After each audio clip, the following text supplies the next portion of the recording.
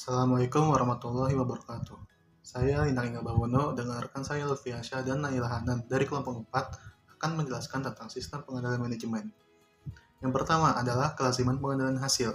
Pengendalian hasil biasanya digunakan untuk mengendalikan perilaku karyawan di banyak tingkat organisasi, serta merupakan elemen yang diperlukan dalam pendekatan pemberdayaan karyawan untuk manajemen yang menjadi tren utama manajemen yang dimulai pada tahun 1990-an. Pengendalian hasil sangat dominan sebagai cara mengendalikan perilaku karyawan profesional mereka yang memiliki otoritas keputusan, seperti manajer. Pengendalian hasil dan masalah pengendalian. Pengendalian hasil memberikan beberapa manfaat tipe pencegahan. Hasil yang terdefinisi dengan baik menginformasikan kepada karyawan tentang apa yang diharapkan dari mereka dan mendorong mereka untuk menghasilkan hasil yang diinginkan. Dengan cara ini, pengendalian hasil mengurangi potensi kurangnya arah. Pengendalian hasil juga dapat sangat efektif dalam mengatasi masalah motivasi. Elemen pengendalian hasil. Terdapat 4 langkah dalam pengendalian hasil suatu organisasi. Yang pertama, yaitu mendefinisikan dimensi kerja yang diinginkan. Yang kedua, menentukan cara mengukur kinerja dari bidang yang dipilih.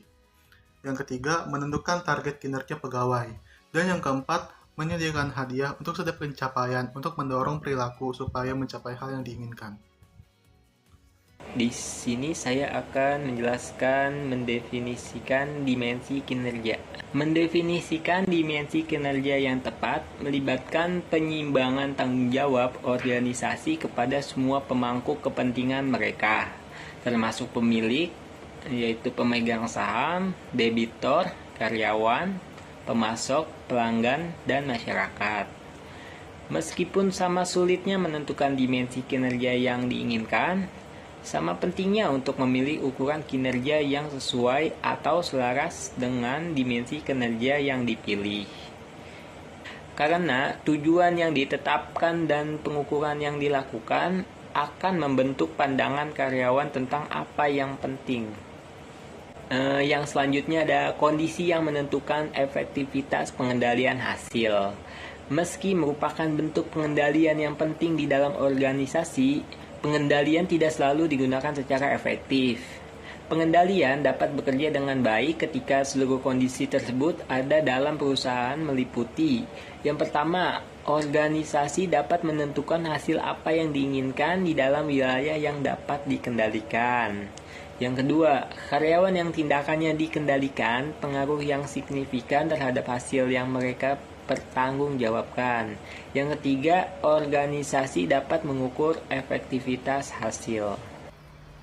Kemampuan untuk memengaruhi hasil yang diinginkan. Kondisi kedua yang diperlakukan agar pengendalian hasil menjadi efektif adalah bahwa karyawan yang perilakunya dikendalikan harus dapat memengaruhi hasil dengan cara yang material dalam periode waktu tertentu. Dalam keadaan situasi organisasi, tentu saja banyak faktor yang tidak terkendali atau tidak terkendali sebagian tak terhindarkan memengaruhi tindakan yang digunakan untuk mengevaluasi kinerja. Kemampuan untuk mengukur hasil yang dapat dikendalikan secara efektif adalah kendala terakhir yang membatasi kelayakan hasil pengendalian. Ketepatan adalah tingkat di mana pengukuran yang diulang pada situasi yang hampir sama menunjukkan hasil yang sama.